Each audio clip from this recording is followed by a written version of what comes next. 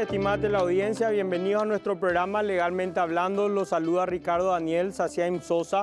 Esta noche contamos con la presencia del doctor César Armele Maluf, asesor de la Federación Paraguaya de MIPYMES. Buenas noches, estimado doctor. ¿Cómo está usted? Buenas noches, Ricardo. Un placer compartir contigo este espacio. Mi querido doctor, el placer es nuestro de tenerte acá en nuestro panel. Mi querido doctor, vamos a estar hablando de la nueva ley de MIPYMES. En general, sobre todo, también entrando a cuáles van a ser los cambios nuevos. Pero antes de eso, mi querido doctor, te quiero consultar, ¿quién impulsa este proyecto? O sea, ¿qué sector es el que impulsa? Bueno, la Federación Paraguaya de MIPYMES es la que inició el proyecto. Ok. Pero se enriqueció el proyecto con una complementación con el viceministerio de MIPYMES. Estaría metido ahí el doctor Gustavo Jiménez, el viceministro, porque realmente me dijeron que uno de los principales impulsores también es el viceministro Gustavo Jiménez. ¿Sería así? Es así, realmente es un proyecto que tiene la colaboración pública-privada, que es mucho más eficiente. Eso es muy importante destacar, doctor. Estamos hablando de una cooperación prácticamente desde el sector privado con el sector público, o sea, un acompañamiento en las necesidades privadas con el sector público que está viendo que hay una falencia y que necesita ser subsanada. ¿Sería así? Totalmente. El proyecto se inicia sobre la apreciación que teníamos de que toda la regulación para el sector era escasa. Teníamos una ley de MIPYMES del año 2012, pero necesitaba ajustes porque normalmente en todas las leyes, resoluciones, decretos inclusive, se piensa en un tipo de empresa, en un tamaño de empresa. Y ese ¿Qué es una empresa MIPYME, doctor? Para nuestra teleaudiencia que nos ve, quienes no son colegas, ¿cuál sería la definición de MIPYME? Bueno, existen 3 tamaños de empresa insertos dentro de la definición de MIPYMES, ¿verdad? La micro, la pequeña y la mediana empresa. ¿La microempresa sería?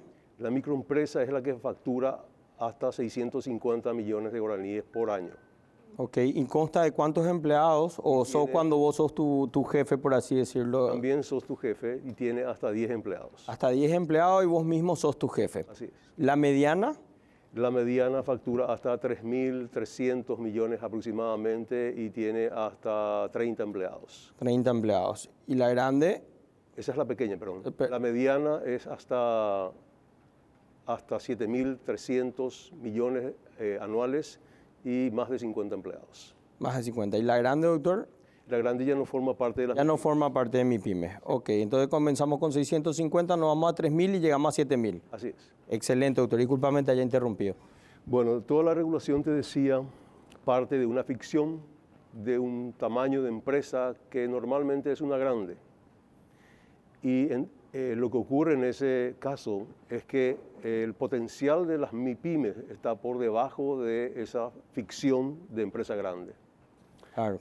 Y de allí la necesidad de regular al sector en forma específica. Nosotros hablamos de una legislación positiva para el sector.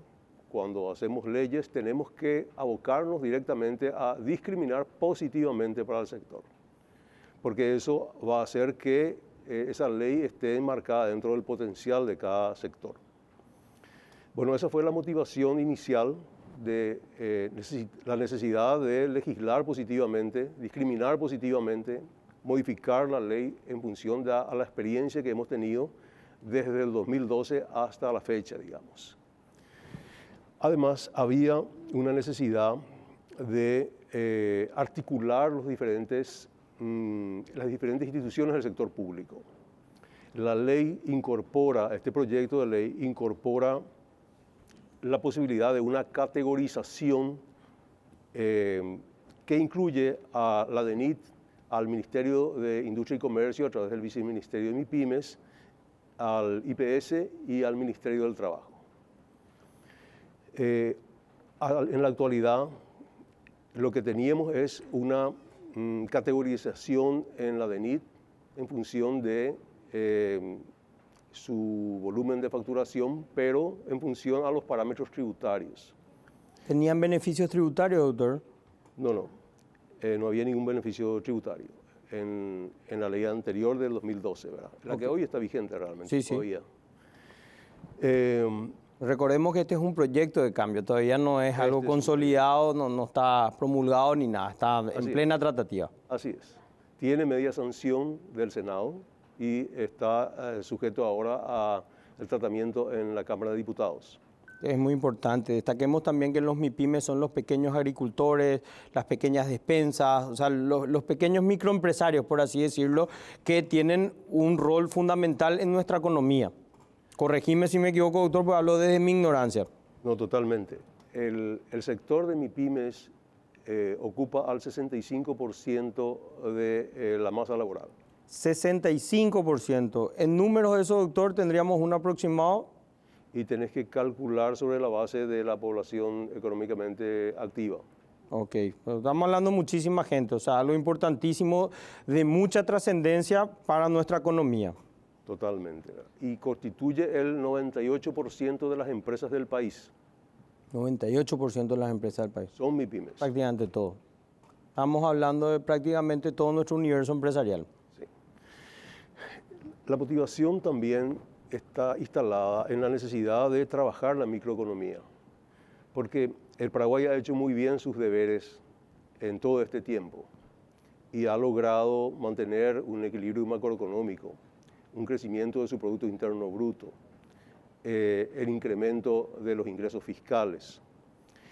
Pero el derrame que ha producido eso todavía es muy limitado para el sector. Entonces el sector requiere realmente un abocamiento a desarrollar su competitividad en un marco de formalidad.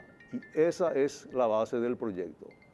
Es poder establecer el microclima adecuado para que las MIPYMES puedan desarrollarse y ser competitivas dentro del marco de la formalidad. Y de allí la necesidad de discriminar positivamente, porque existen leyes, pero esas leyes no están adecuadas al potencial del sector. Entonces, al no estar adecuadas al potencial del sector, le orillan a la informalidad. Claro, o sea, en vez de que le convenga trabajar de manera transparente, unirse a un clima favorable, tuvimos un dictamen de prácticamente país de inversión, lo cual es sustancialmente importante para toda la economía paraguaya. Realmente a nosotros como país eso nos beneficia, un gran logro, como destacaste, doctor, de una gestión que se está haciendo ya de manera mantenida hace mucho tiempo, entre la GAF y GAFILAT, que habíamos cumplido con todos los requisitos solicitados. Por lo tanto, lo que esta nueva ley estaría buscando es que a la persona, al microempresario o al dueño de MIPYMES pueda ser 100% transparente en su gestión en beneficio propio y no tener que trabajar de manera, por así decirlo, para que se entienda bien, en negro. ¿Sería así, doctor? ¿Lo estoy entendiendo bien? Sí. Nosotros realmente, el equipo que se conformó ha sido portentoso. Si bien empezó la federación con el proyecto, se adhirió, digamos, o sea, se logró establecer un trabajo conjunto con el viceministerio de MIPYMES y el gobierno, a través del ministro Javier Jiménez y del presidente de la República, apoyaron fuertemente al sector. Hay un compromiso de las autoridades en realmente generar el clima adecuado para el desarrollo del sector. Y a eso se sumó senadores, como la Comisión de Legislación de la Cámara de Senadores, liderada por el senador Luis Petengil, que asumió ese rol de llevar adelante el proyecto.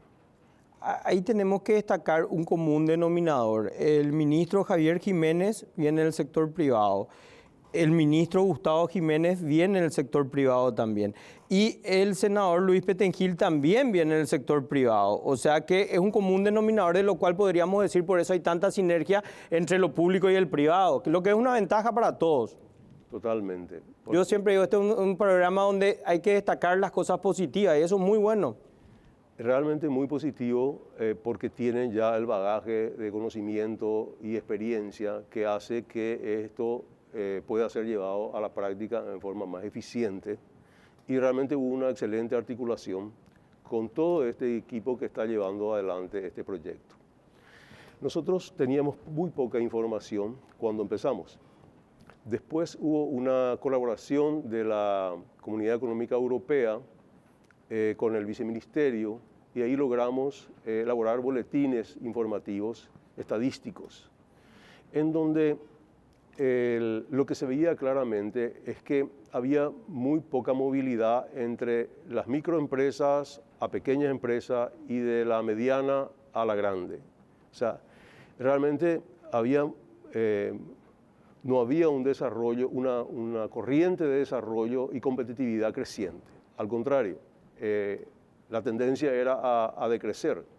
Ni siquiera estancarse, decrecer sería la palabra. Sí. Eso es grave, porque estamos hablando del 98% de nuestras empresas. Gravísimo. Eso es lo que también nos motiva al desarrollo de este proyecto, que en primer lugar, una de las herramientas que son vitales, o que es vital, perdón, es la articulación dentro del sector público. La posibilidad de categorizar a través de una información que provee la DENIT al viceministerio sobre la base de la facturación bruta anual y que le va a permitir al viceministerio unir esa información y otorgar la cédula MIPYME online. Y la cédula MIPYME se convierte en la herramienta que va a dar acceso a los beneficios que hoy brinda la ley. ¿Y cuáles son esos beneficios que va a brindar la ley? En primer lugar, una regulación adecuada al sector. En segundo lugar, costos menores. Vamos a tener costos menores de las instituciones públicas que brindan servicio. ¿Cómo se traduce eso, doctor, a la práctica? Va a tener, en los primeros 3 años, las microempresas y las pequeñas empresas van a tener exoneración, por ejemplo, de la patente municipal. Excelente. Van a tener, posterior a esos 3 años, van a tener en la microempresa 75% de descuento en su patente y las pequeñas empresas 50% de descuento. Vamos a tener descuentos en INAN, Dinavisa, en todas las instituciones que cobran unas tasas por servicio.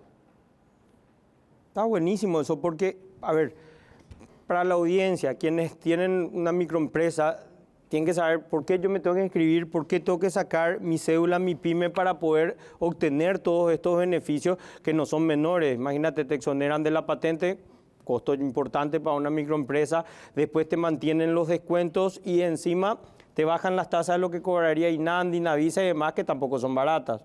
Así mismo. O sea, esas son las ventajas que está promoviendo esta nueva ley. Esas son algunas de las ventajas de esta nueva ley. Ok. Otras ventajas que ya existen en el actual, como por ejemplo que las MIPYMES pueden contratar bajo la figura del contrato por tiempo determinado, pueden contratar por periodos de 12 meses y no liquidar indemnización ni preaviso sobre esa base. Y eso, la modificación es que ese tipo de contratos necesitaba una homologación o necesita también actualmente una homologación del Ministerio del Trabajo y la modificación que incluimos fue eliminar la homologación. Y establecimos un mecanismo en el cual después del periodo de 3 años, esos trabajadores de las microempresas pueden continuar trabajando ya bajo un contrato por tiempo indefinido, sobre la base del 80% del salario mínimo por actividades diversas no especificadas. Cuando hablamos sobre la base del 80% del salario mínimo, ¿cómo se entiende eso, doctor? El salario mínimo hoy es 2.853.000 más o menos. Sí. Es el 80% de eso. ¿Y por qué pagan menos del salario mínimo? Estarían excluidos de pagar un salario mínimo. Me cabe la duda ahí para poder entenderlo a cabalidad. Bueno, para poner esto en contexto, nosotros fuimos adoptando regulaciones que vienen de la OIT y de convenios internacionales. Ok. Pero mucho de eso necesita una tropicalización en nuestro mercado y en la realidad de ese mercado. Claro, la Organización Internacional del Trabajo con nuestro convenio, que recordemos en relación jurídica está la Constitución Nacional y después los convenios internacionales. Así es. Entonces, el Consejo de Salarios Mínimos puede aplicar diferentes tipos de salarios mínimos. No existe uno solo. De hecho, el sector rural tiene un aporte de salario mínimo. Claro, que es como un salario mínimo específico para ese sector. Así es. Entonces las MIPYMES tendrían también un salario mínimo específico para ellos, como un beneficio. Así mismo, es un Ahí salario entendí. mínimo para el sector de MIPYMES. Si bien es cierto, hoy está sobre la base del tipo de contratos. En este caso, el contrato por tiempo determinado. Es la base jurídica para poder pagar sobre el 80% sobre el salario mínimo. Mi querido doctor, si podemos desarrollar el tipo de contrato vigente hoy y el tipo de contrato que se propone en esta ley, te voy a agradecer un montón, pero debemos hacerlo luego de la pausa. Ya volvemos.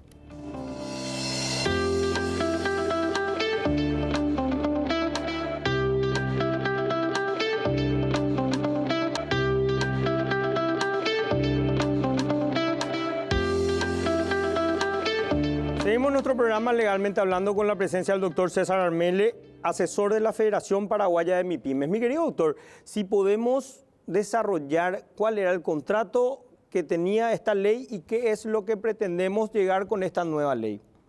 Bueno, el contrato por tiempo determinado ya está vigente en la ley del año 2012. Sí. Lo que hicimos fue eliminar la homologación. Pero como este es un circuito, digamos, hay un montón de regulaciones que tienen que articularse para producir ese microclima adecuado del desarrollo y la competitividad. Entonces, en el último boletín que recibimos del Ministerio, arrojó que 376.000 MIPYMES están registradas con RUC. 376.000. Sí, de las cuales solamente 42.000 están con inscripción de trabajadores en el IPS. Prácticamente un 13%. Así es. Tenemos un 87% sin inscripciones de trabajadores en IPS. Y principalmente se da eso en el sector de la microempresa. Y el sector de la microempresa es el sector del emprendedor, que entre paréntesis sufrió mucho durante la pandemia, ¿verdad? Totalmente. Muchísimas empresas prácticamente entraron en una situación de quiebre técnico con la pandemia. Sí. Ese sector, en el último informe del boletín de formalización, hay un porcentaje muy grande de esas empresas que solamente facturan 20 millones por mes. Entonces, la capacidad de poder hacer frente a ciertas obligaciones es muy limitada con ese nivel de facturación. Eso te lleva a tener que adecuar a esa realidad los costos de la formalidad para que se pueda producir ese desarrollo y su competitividad dentro de un ambiente de formalidad. Ok. Ese fue el objetivo que fue plasmado en este proyecto de ley. Recordemos que al trabajar de manera formal y al tener tu cédula MIPYME, vos tenés directamente beneficios que se aplican directamente, lo cual va a sostener ese costo formal del cual vos estás hablando, doctor, e incluso, aparentemente a vista, yo lo tengo como algo más, incluso más motivador porque te va a hacer ahorrar más dinero de lo que te cuesta trabajar transparente. Así mismo es. O sea, esa sería la intención, de hecho, como voy entendiendo. Asimismo, los incentivos que están plasmados en la ley son de tal relevancia que va a impulsar a transitar el camino de la formalidad, porque también los costos fueron adecuados para ese potencial. Por ejemplo, otro de los incentivos es que se instalan en la ley las estructuras para poder tener financiamiento alternativo. ¿Por qué? Porque el sector tiene un acceso muy limitado al financiamiento. Solamente el 12% de las MIPYMES están bancarizadas. Solamente el 12%. Solo el 12%. Entonces, en la ley se establecieron mecanismos para poder brindar ese mecanismo de financiamiento alternativo. También se aprovechó el proyecto para darle un poco más de cuerpo al viceministerio de MIPYME, porque la labor que tiene enfrente realmente es importante.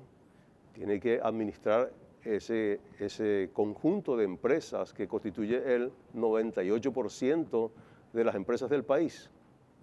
Entonces se requiere darle un poco más de cuerpo al viceministerio de MIPYME y en la ley incorporamos esa necesidad. Se incorporó todo eso entonces. Sí. Yo creo que va a haber un antes y un después de que se sancione la ley. Esta ley va a ser la mejor noticia que va a tener el sector en mucho tiempo. Y este equipo que está trabajando para el sector de MIPYME es realmente un equipo poderoso que está produciendo resultados muy importantes para el sector. Totalmente, doctor. ¿Y qué ministerio quedaría como ente competente para la aplicación de esta ley? O sea, ¿cómo bajaría esto a tierra? Sí, el Viceministerio de Industria y Comercio es el ministerio que tiene el Ministerio de Aplicación de la Ley a través del Viceministerio de MIPYMES. Ok, o sea, ellos serían el órgano competente entonces. El órgano de aplicación. Mi querido doctor, para ir redondeando esto, la persona, una vez aprobada la ley, por supuesto, desde ya te extiendo la invitación, una vez aprobada la ley, para venir acá a mostrar cuáles son las ventajas que le da esta nueva ley a los microempresarios. Pero hoy, en un mensaje para ellos, ¿por qué deberían inscribirse una vez aprobada la ley? ¿Y cuáles son sus ventajas para ir redondeando? Bueno, primero yo creo que el tránsito a la formalidad es el ideal. Sí. O sea, poder trabajar dentro del nivel de formalidad es realmente el ideal de cualquier empresario. ¿Qué le conviene? Hagamos hincapié que al tener la cédula MIPYMES se adquiere una cantidad de ventajas de disminución de costos. Eso es muy importante explicar para el microempresario que te está viendo y que diga, pero entonces me conviene porque me exoneran. Así es. Si bien es cierto, la experiencia hasta ahora no ha sido esa, la ley va a permitir una nueva experiencia y una experiencia muy positiva con beneficios, por disminución de costos y acceso a beneficios. Por ejemplo, hoy estamos trabajando el viceministerio está trabajando sobre el acceso a una cuenta básica. Con la cédula MIPYME va a poder acceder automáticamente a una cuenta básica. Doctor, discúlpame, estamos hablando del 88% de microempresarios que no tienen acceso a una cuenta, ahora lo tendrían de manera automática. Así es. Excelente. Otra cosa, doctor, para ir desarrollando nomás, yo lo que quiero trasladar o comunicar realmente es que el mensaje llegue a los microempresarios de que ellos mismos deben estar preocupados porque esta ley se apruebe, y también para nuestros amigos diputados, de que entiendan la importancia de que esto se refiere al 65% prácticamente de la masa laboral del país. Por lo tanto, es de gran trascendencia e importancia para nuestra economía. Totalmente, porque finalmente el trabajo y el desarrollo de cualquier actividad emprendedora es la que produce riqueza y es la mejor forma de distribuir la riqueza. Totalmente. Las otras ventajas, doctor, si podemos seguir desarrollando, por favor. Bueno, yo creo que Esa es la principal en el sentido de una cuenta. Tenemos el tema de la exoneración de la patente comercial. Sí, tenemos los recortes, por así decirlo, los descuentos en lo que es INAM, INAVISA y demás, que son los entes que habilitan la mayoría de las empresas. Y el último punto para citarte es el acceso a la seguridad social. También sobre la base del 80%. Que se paga al trabajador, y sobre esa base se llegó a un acuerdo con el Instituto de Previsión Social que durante los primeros 3 años de tener la cédula MIPYME se puede aportar solamente para salud. Fabuloso. Entonces, y se aportaría sobre el equivalente al 10% del salario mínimo de actividades diversas no especificadas, de tal forma a asimilarse al régimen general y no afectar al IPS en ese sentido. Excelente, doctor. Por último, doctor, ¿quién está al frente de la Federación Paraguaya de MIPYMES? ¿Quiénes son presidente, vicepresidente o director adjunto? Bueno, el presidente es el arquitecto Luis Tabela y existen otros 2 vicepresidentes que acompañan la labor velada del presidente, y yo hago de asesor de la Federación. Entonces, mi querido doctor, felicitaciones, la hago pública a este señor, también al senador Petengil, también al ministro Javier Jiménez y al viceministro Gustavo Jiménez, porque esto realmente es beneficioso para toda nuestra economía nacional. Muchísimas gracias, estimado doctor, por haber compartido con nosotros. Gracias, Ricardo. Ya volvemos luego de la pausa.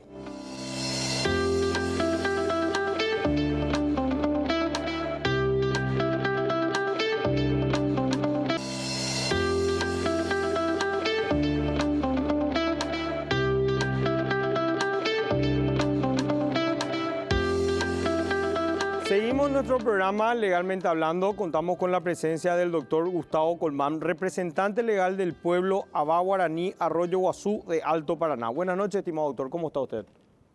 Buenas noches, querido doctor. Ricardo, la verdad que bueno, es un placer esta invitación y un poco compartir con esta distinguida audiencia estos matices que tienen un poco nuestras leyes, para decir así, y que de alguna manera hoy empezaríamos entendiendo que hay comunidades que son paraguayas y que tienen que estar integradas tanto en la economía como en la vida cultural de nuestro país. No, en este programa yo siempre he dicho que vamos a dar un lugar especial a los pueblos ancestrales porque por lo general se encuentran en una situación muy vulnerable. Por lo tanto, estimado doctor, sentite libre de venir cuando quieras. Gracias, doctor. Y bueno, justamente ahora estamos con un tema y justamente es una comunidad indígena en Alto Paraná. Esta comunidad indígena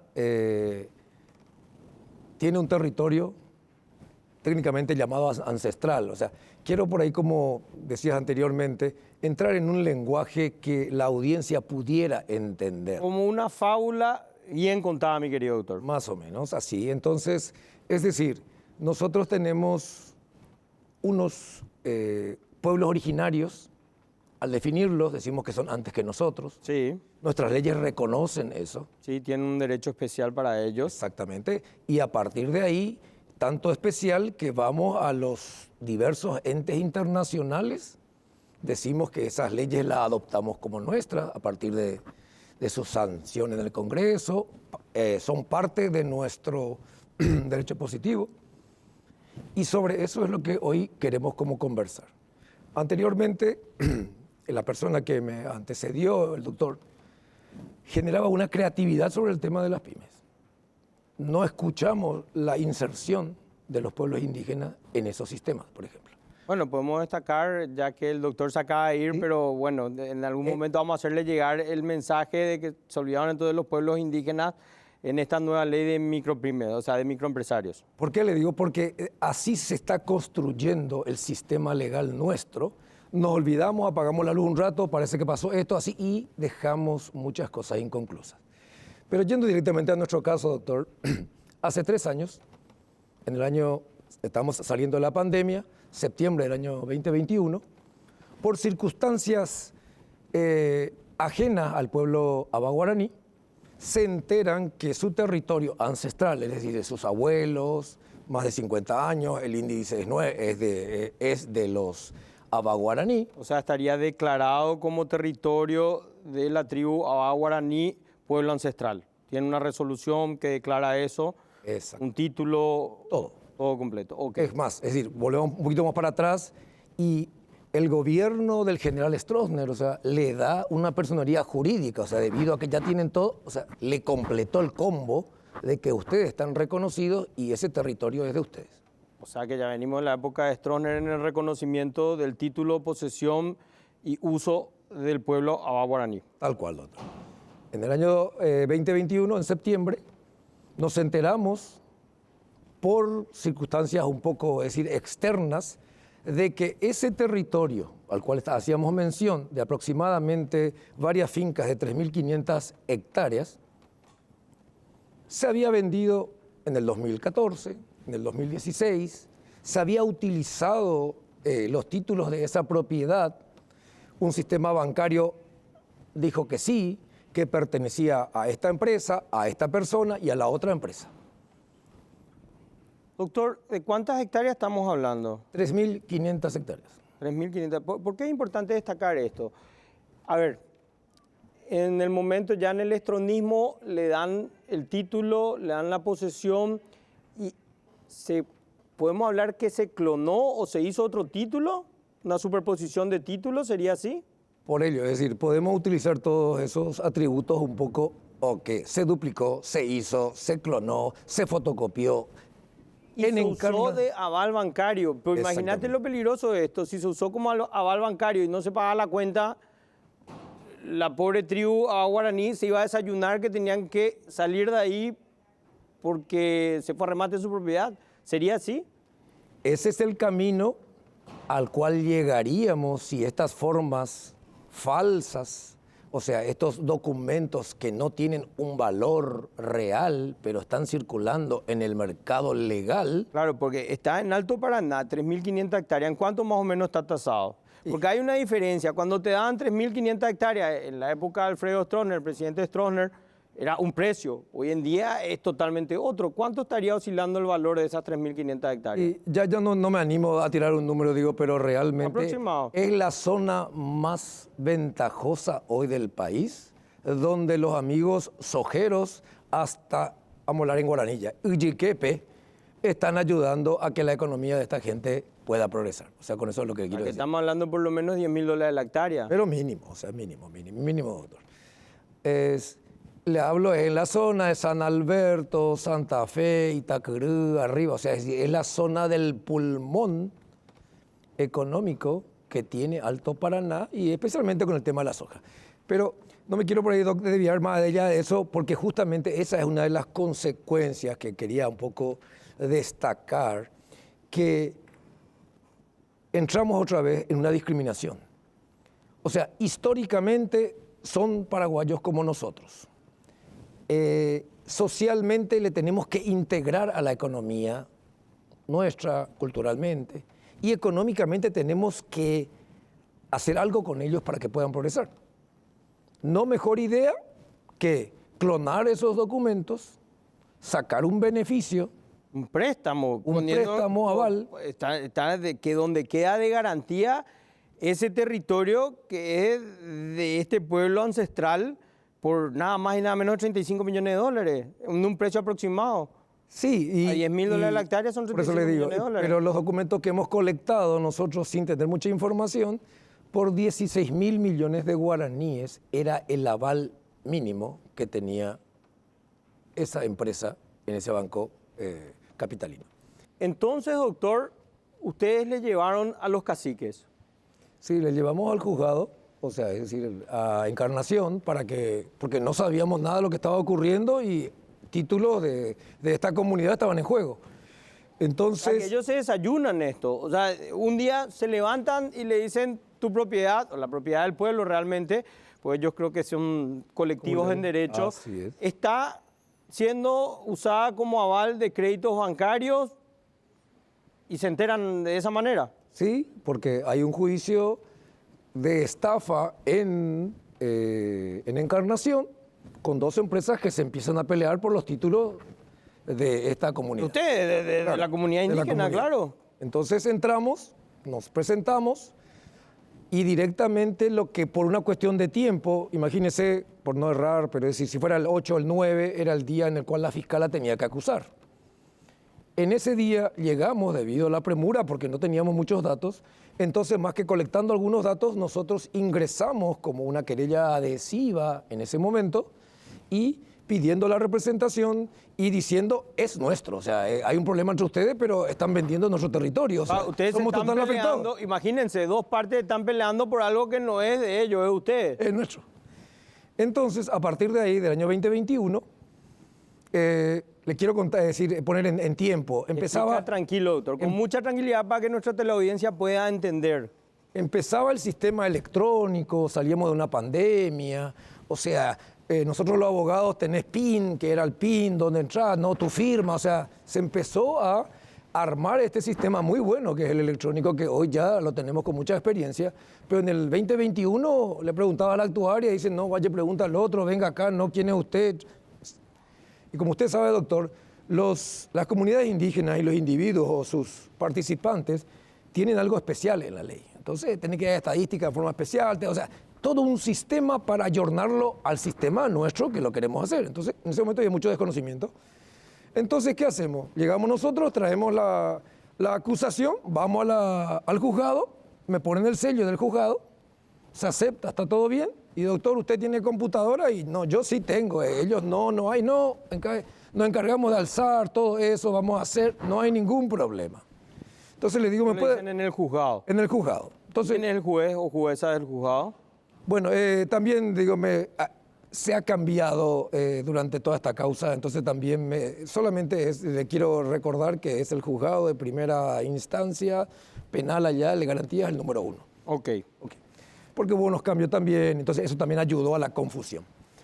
Ok, pero de alguna manera tomamos la copia de la acusación y nos vamos a la fiscal para decirle, mire, son las 12 del mediodía, usted tiene hasta las 5 para acusar o no, y le estamos contando que nosotros somos los dueños, contamos todo esto, y la fiscal no nos atiende.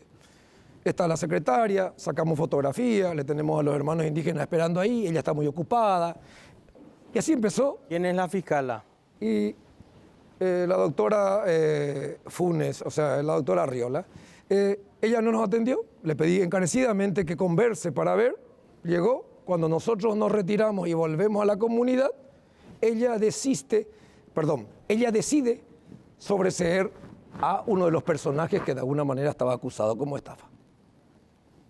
Le quiero decir, dice, lo vamos a sobreseer. Bueno, ahí empezó todo este calvario formal del pueblo Abá Guaraní. Claro, porque ustedes no tuvieron parte, entonces hay un vicio en el proceso de quién fue el legítimo propietario, no formó parte de la denuncia penal o del proceso penal en sí. Entonces, ¿qué hace la jueza interina y la que viene después? Acepta nuestra representación. O sea, está bien, vamos a entrar, pero vamos a ir a la audiencia, dice. O sea, es decir... ¿Qué audiencia si ustedes no formaban parte del proceso? Muy bien, entonces eso es lo que empezamos a discutir. O sea, no, usted tiene que ir para atrás, ayúdenos a entrar y ahí vamos a ir o no a una audiencia. Ok, más o menos el planteo que estábamos haciendo. Hicimos recusaciones, o sea, todos los elementos que de alguna manera la formalidad de la justicia, tanto de la defensa, tanto de nosotros, de los nuevos, víctimas y querellantes, se movió en una cuestión muy formal que dilató este proceso durante 3 años. ¿Por qué? Porque ellos decían, te voy a dejar participar, pero en la audiencia. Y nosotros decíamos, no puede haber audiencia de sobreseimiento si nosotros te estamos diciendo, tenemos que un poco presentar algunos documentos de que somos parte de este proceso. Ellos dijeron, claro, no. estuvieron en estado de indefensión, por así decirlo, ¿no? Ok, entonces eso es lo que hemos peleado durante estos 3 años, con estas empresas, con los dirigentes de esas empresas, con las autoridades del órgano de encarnación, hasta que a este momento, doctor, por llamarlo así rápido, en los 3 años, se dieron cuenta de que parece que había una razón y que son pueblos indígenas y debemos traer un técnico, se llama ahora, pero técnicamente es el Ministerio de Derechos Étnicos, donde un fiscal especialista en la materia, es decir, étnica, en pueblos ancestrales, debería, por los procedimientos penales, haber acompañado todo este proceso con la información dada por este pueblo. ¿Por qué le quiero decir eso? Porque antes, 6 meses antes, la única situación que tuvimos fue que el juzgado mandó a una doctora allá del juzgado de paz para que vaya a ver si parece que están diciendo que es una localidad indígena, se puede ir, van, constatan. Están constituidos y están bajo ley, por así decirlo, si se les dio al pueblo la propiedad. Así mismo, entonces fueron, no dijeron nada, siguió el proceso hasta que esas 48 horas antes, doctor, de que de alguna manera la fiscala pueda llamar a audiencia para sobreseer a las personas que están involucradas, hace un juego de formas, envía al INDI un oficio diciéndole, señores, estas propiedades corresponden o no a esta comunidad. El INDI corrobora lo que ustedes ya pusieron. Y le dice, sí, no importa. Y sigue el proceso y voy a sobreseer igual. O sea, es decir, justamente hay unos reportajes, doctor, de líderes de esta comunidad. Sí, vi Estimado Fito Cabral, nuestro productor, si podemos pasar esos videos, pues debemos ir a la pausa y luego de la pausa vemos esos videos, doctor, del material que trajiste. Ya volvemos luego de la pausa.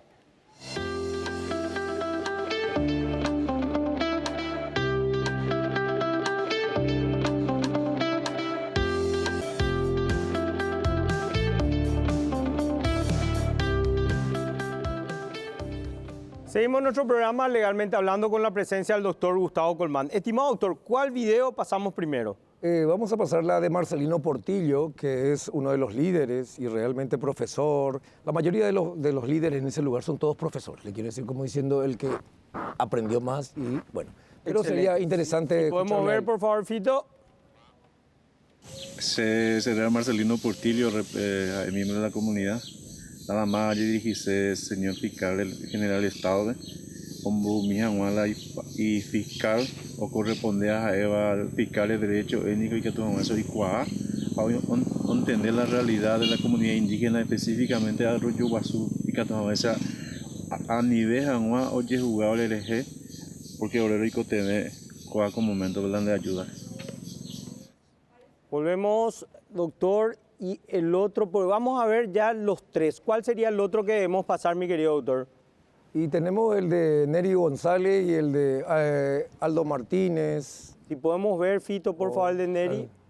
Francisco Palacios también son los dos. Mi nombre es Neri González Araujo, el líder de la comunidad y profesor de la comunidad. Vivo acá en la comunidad ya hace tiempo. Mi abuelo y mi abuela viven acá y murieron acá y después nosotros estamos continuando trabajando y con los miembros de la comunidad y hay potá ahora a mí la Ministerio Público fuera hasta que han peor ya abandonado y que tupa urgente mío y entender ahora que tenemos esa inconveniente dentro de la comunidad donde solucionamos ahora porque ahora familia fuera y coteme ahora a futuro y coteme completo comunidad Guare, un día para mantener para depender del Ministerio Público Guau, me han ahora tranquilidad. Durante 3 años, no hay pena oreja, cuando han metido a un espacio que están echando y entender oreja, lo llevé cadecidamente, o ellos han entender oreja, o ya pues sacar oreja, para la hora reclama, ahora derecho, lo protestar la hora comunidad. Buenas tardes, cacique de la comunidad indígena Arroyo Guazú, del Alto Paraná, sentado en Mingapona. Hay profesor, Aldo Alcide Martínez. Hay votar a través de este medio, la gente indie, la gente del ministerio, la jueza, o donde corresponde saber. Que ahora es apegua, ando y votar la hora de negociar. No permitimos, ahora de anduro, nace ape. Ya en desvelo y con un desalojo, que ahora familia, que ahora la jota. Uno y ahora se llama el valor de perseguir, ya somos gente trabajadora. En ningún momento lo voy a no sé calle pero un valle ure jalapeando y con les engoremos a ambipata, me casi 3.000 indígenas. Me muy preocupado con el tema le. Jala oye ure a ver la presencia de la gente pertinente hoy o luchar a la comunidad indígena. ¿Por qué no lo permitimos y no hacemos aquí? Si a la hora con título legal desde casi 30 o 40 años, que es legalizado por el INDI, la dejar llegar de a otra empresa, pero desconocer, andas ahí precario, a ver la gente hoy ahora solicitar todo más breve posible. Ahora solucionar más el tema, porque casi 3.000 personas indígenas y muy preocupadas por eso. Y las hijas mi otro título recuerda que doctor, estos videos que estamos viendo realmente duelen porque están reclamando su derecho sobre una propiedad que está siendo discutido en un proceso donde ustedes no formaron parte. Así mismo. Así mismo, doctor, y bueno, es decir, los relatos rápidos de esto simplemente es gente que tiene más de 50 años, gente que tiene En 50. posesión, En en posesión posesión. directa, o sea, decir, pero no hay ninguna duda.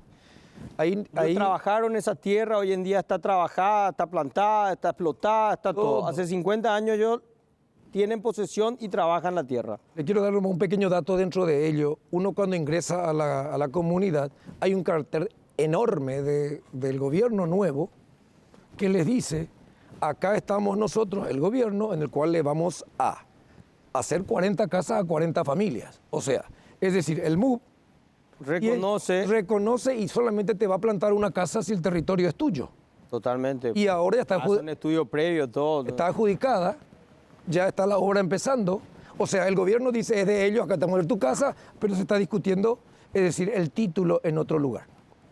Entonces, doctor, esta gente está pidiendo varias cosas, pero para resumir, le está diciendo al fiscal general del Paraguay, al doctor Rolón, haga su mejor esfuerzo, mándenos la gente especializada, porque corresponde, cuando los pueblos indígenas tienen alguna dificultad, tiene que intervenir, pero no le digo ya de oficio, porque una palabra es decir, tiene que intervenir.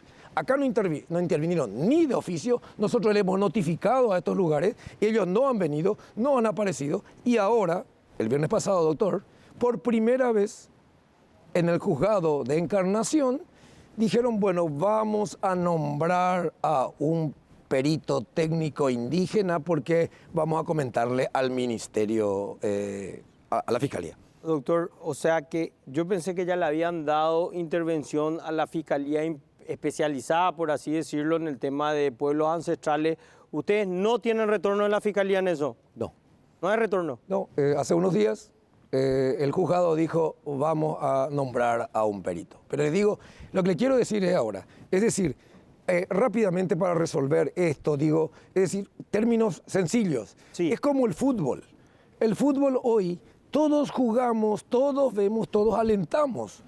Ponemos al VAR, el VAR es para ver si es penal o no es penal. No, hay veces el VAR no funciona, hay veces se desconectó la luz, no funciona, el árbitro no vio. Ese es el juego que le hacemos de discriminación a nuestros hermanos indígenas. Van a jugar el partido, pero te voy a expulsar el arquero antes que ingrese el equipo. Grave, doctor. O sea, por eso digo, ayer hablábamos otra vez en sus derechos. Hablábamos con los indígenas y dice, doctor, o sea, sin arquero, 2 goles de escritorio, menos esto y tenés que completar. O sea, les digo, esa es la sensación que hay. Por eso yo creo, o sea, programas como estos, que de alguna manera dan soluciones, generan creatividad. Necesitamos crear algo, no es nuevo, es creatividad dentro de lo que es el sistema en el cual estamos hablando. Yo le quiero decir, le desafío, Doc, que usted busque algún otro lugar donde han triunfado los pueblos indígenas solamente en la aplicación de la ley y de nuestro derecho positivo. No existe. Entonces, ellos van a ser los jugadores de segunda. Ellos me decían ayer, y termino con esto, doctor, si nosotros jugamos el partido como jugar la selección, hay un jugador de origen indígena que es Luis Díaz, que juega en Inglaterra. Ese señor jugó con Paraguay la final de la Copa América y donde Paraguay salió campeón en pueblos indígenas a nivel de fútbol. Ese señor está ahora jugando en Inglaterra. O sea, tenemos la capacidad con ellos de integrarlos a nuestra sociedad, a nuestra economía y también hacer logros para el país. Entonces ellos se sienten así, están jugando contra el árbitro, contra el VAR y le expulsan jugadores antes de entrar a la cancha. ¿Por qué? Porque hablan otro idioma, no le entiende el árbitro y te expulso, porque hablas guaraní. En total estado de indefensión sin la intervención de la Fiscalía especializada en asuntos de pueblos ancestrales. Así mismo, doctor, porque la Fiscalía anterior, la que llevó a, primero la acusación y después el desestime para este señor, dice que no hace falta, porque no es el juego de ellos. Doctor, esperemos, se nos fue el programa, pero te invito cuando quieras de nuevo. Esperemos que la Fiscalía haga algo. Estimada la audiencia, nos vemos el próximo domingo a las 21 horas. Gracias, doctor.